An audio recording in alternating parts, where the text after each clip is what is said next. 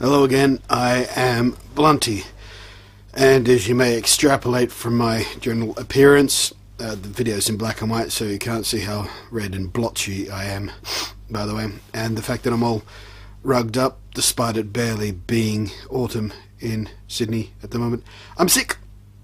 It's a dreadful man flu and I'm going to die, and my symptoms have progressed so rapidly that I believed that by dinner time I shall have Ebola. I have the deadly, deadly man flu.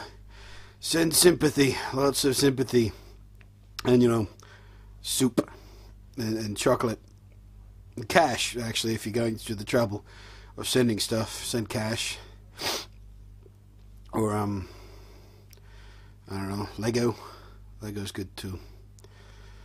And I blame my deadly illness on the cruise I've just come back on. My first cruise, actually. I rather enjoyed it, but of course spending any amount of time in an enclosed environment with hundreds and hundreds of other strangers, it's pretty much guaranteed that someone's going to touch something that you touch, that you then touch your face, and then you get sick and it's horrible and you die. On the bright side, the cruise was very relaxing. The first cruise I've ever been on. Did I mention that already? I don't know, my head's all fuzzy because I'm dying from man flu.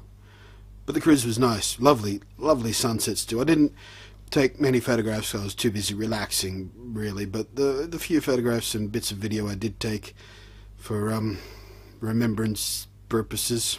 Remembrance purposes? That's not the word I was looking for. Well, they're nice. And I know what all the women out there are already thinking, especially the women who've had a boyfriend or a husband or whatnot, or a brother, I guess, thinking who's ever experienced them when they get sick or have a cold or get the flu. Oh, it's the man flu. It's the deadliest, nastiest thing ever. Why don't you just man up and get over it? Women don't whine this much when they get sick.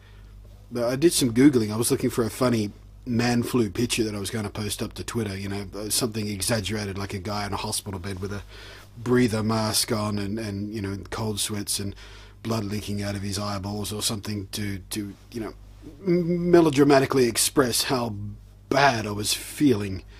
But instead I came across several articles from the past few years that seem to indicate that the man flu is a very real thing. Men do suffer more when we get colds and flus than women do, and this is for a few different reasons from the studies and stuff I've been reading from, you know, real scientists, some of whom were women, by the way, so it's not men scientists being biased and trying to prove that the man flu is real. A few women scientists have discovered exactly the same thing. It's got to do with a few different reasons. One is apparently testosterone isn't quite as good for our immune system as estrogen is. So hormonally, women generally have stronger immune systems, which makes sense from an evolutionary point of view. You need more women around than you do men, really, to, you know, make sure the species goes on and on and on.